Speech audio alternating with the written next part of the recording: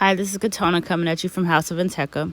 And before you look at this video, make sure you watch my last video to find Leo in your chart and go from there. And this is going to be an overview of Leo in your astrological blueprint.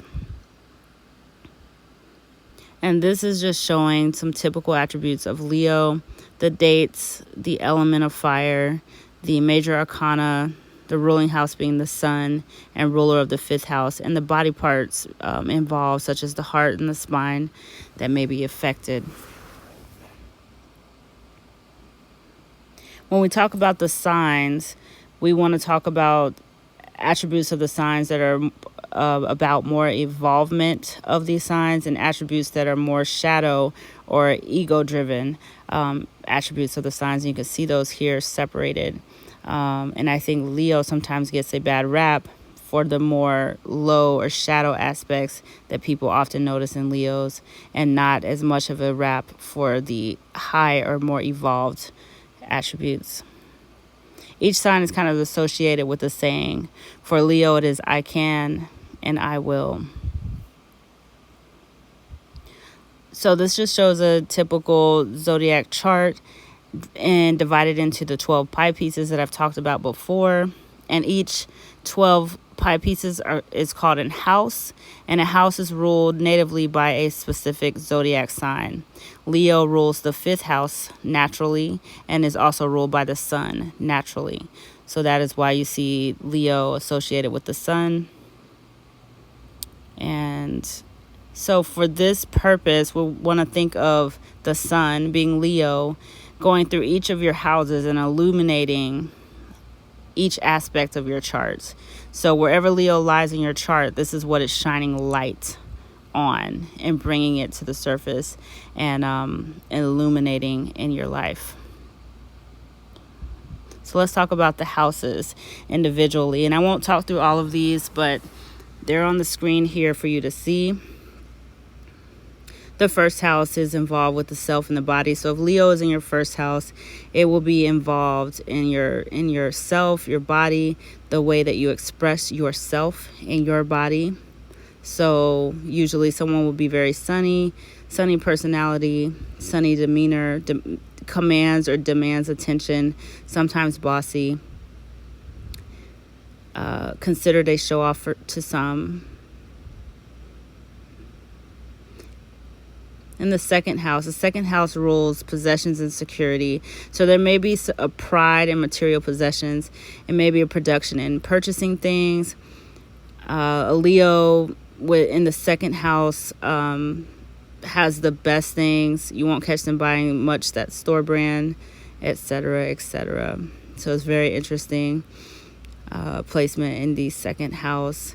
And these people may also find make a living in being famous.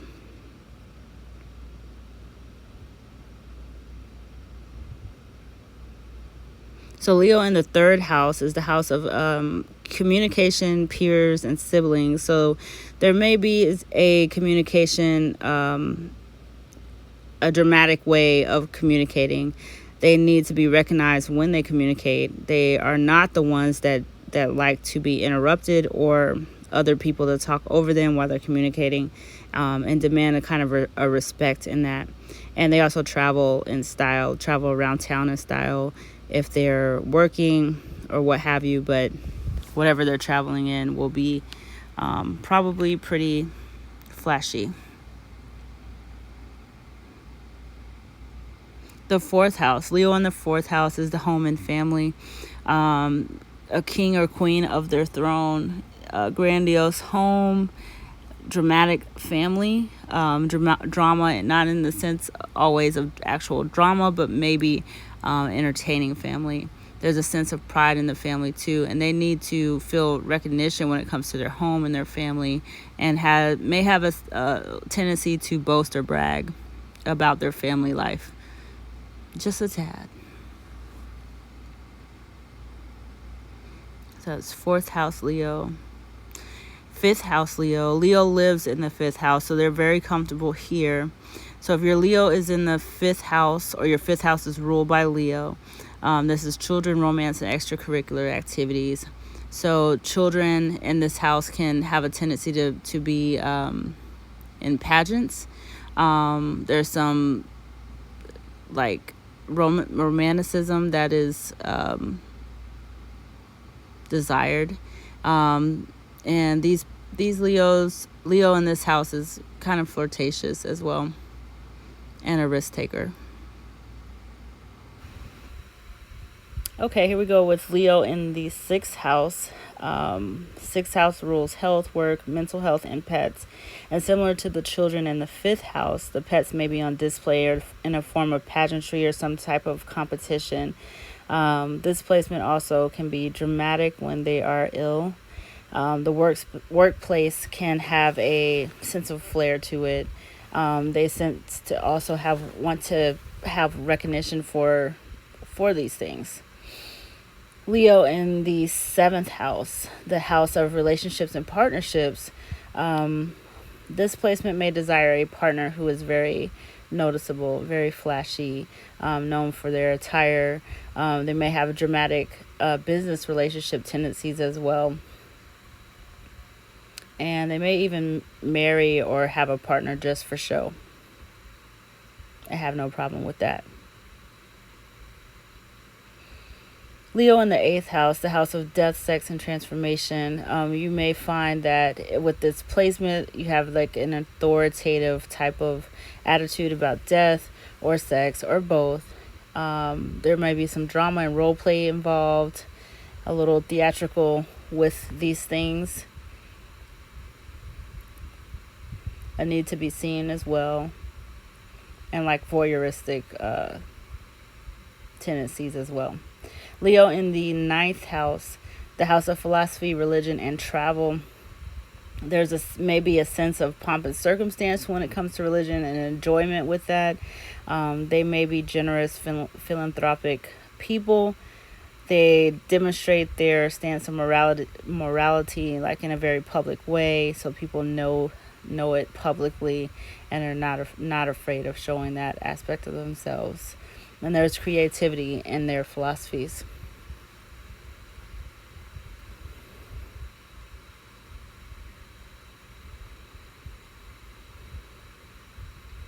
Leo placement in the 10th house, the house of career and what you're seeing in the public eye for doing. So this career usually involves a great deal of personal self-expression and almost like a professional performer. They're known for their courageousness and dignity in public, and they definitely desire an audience. There's no problem with that. They almost have royal status when it comes to the public eye.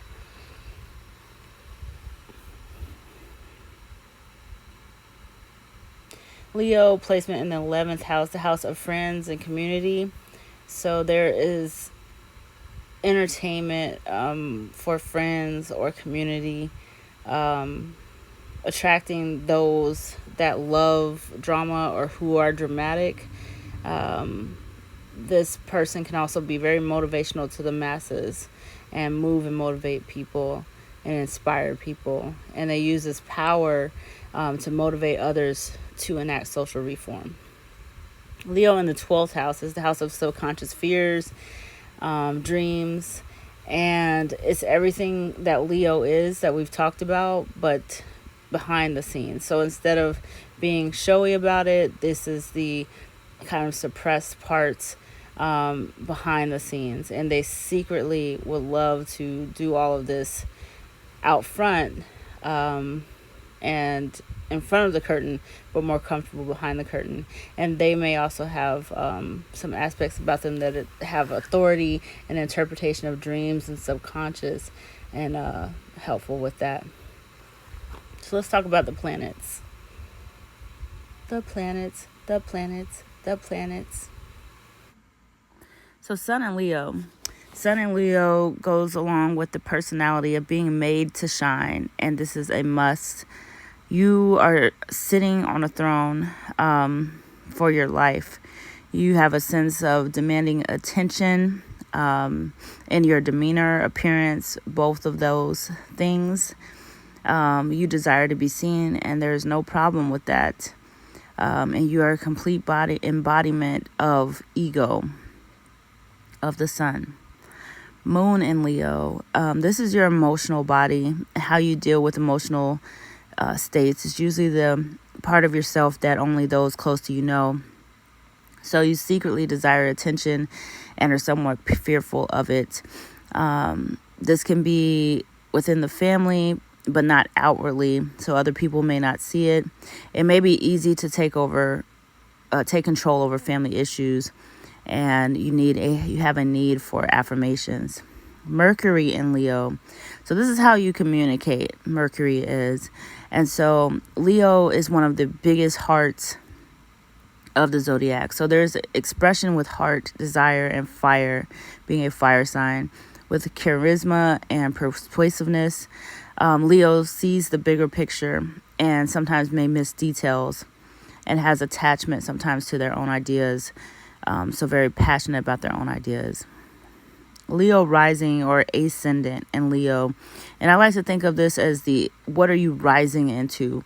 What is the soul's evolution? What is the high road of your soul? And Leo is a ruler from the heart and not from ego. So learning to step away from the ego and rule from the heart. And pride and creativity in all that you do.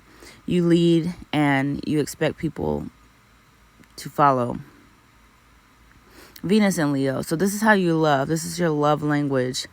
Leo, of course, being led by the heart, is romantic and warm. They need genuine attention, and they can tell when they're not receiving genuine attention. There's high expectations, not just with physical and material things, but high expectations and affirmations. And there's no separation of love and sex with Leo and Venus. Leo and Mars. So, Mars and Leo.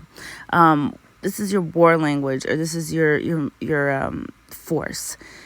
So there's a strong sexual energy associated with Mars and Leo. They demand loyalty and admiration, have passionate action, and because of their big minds and sense of loyalty, the things that trigger them are humiliation, small-mindedness, and disloyalty. Jupiter. So if their placement with Jupiter is in Leo, then this is your expansion and your joy. You expand by thinking big.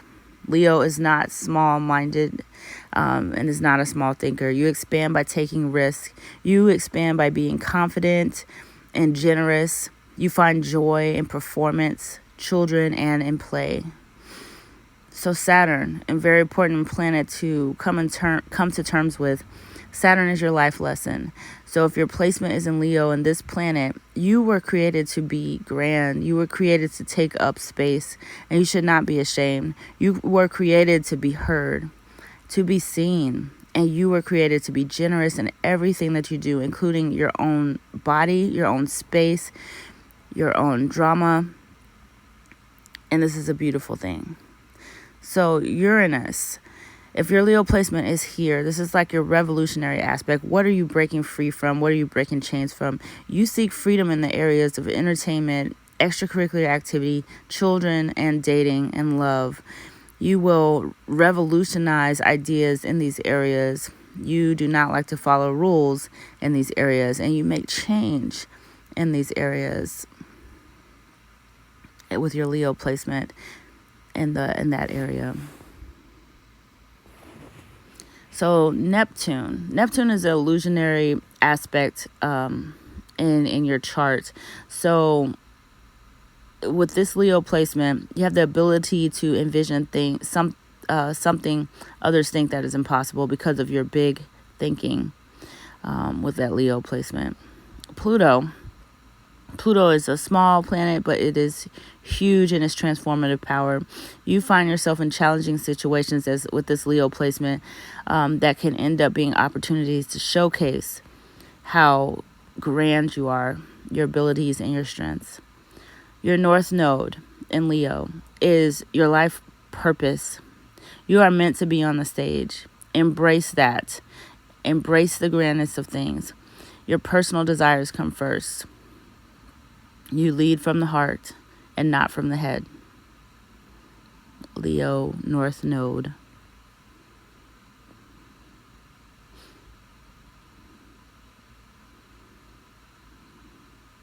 Chiron, with Leo and Chiron.